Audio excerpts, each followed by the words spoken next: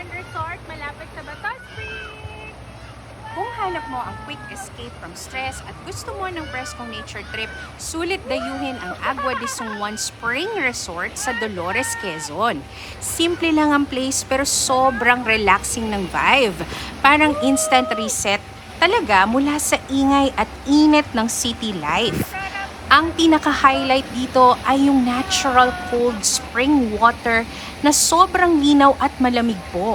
Hindi yung medyo malamig lang, legit na mapapatalon ka sa unang lusong.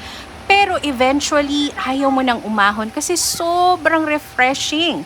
Perfect siya lalo na kapag summer o gusto mo lang magpalamig habang napapalibutan ng puno at fresh mountain air. What I really like about the place is yung pagiging close to nature niya. Tahimik, mahangin, at very probinsya yung atmosphere.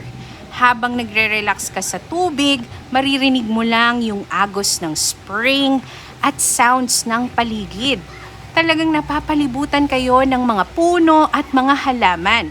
Ang sarap sa feeling na walang pressure, walang traffic, walang city noise. Puro chill lang. Hindi man bongga yung amenities, pero doon lumalabas yung charm niya. Very simple, peaceful at swak para sa families, barkada outings, or kahit solo unwind trip. Kung trip mo yung mga underrated spots na hindi overcrowded at may natural beauty talaga, ma-appreciate mo itong place na ito.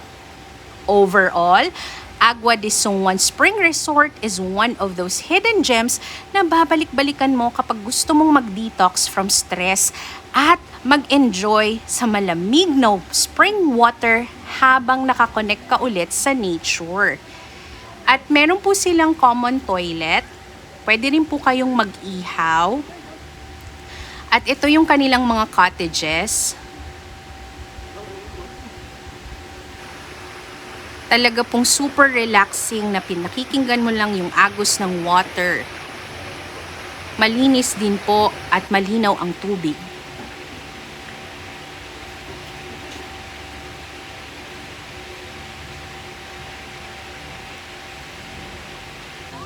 Ito po yung kanilang rooms. Electric fan lang, walang air condition. Nagre-range po from 2,500 pataas.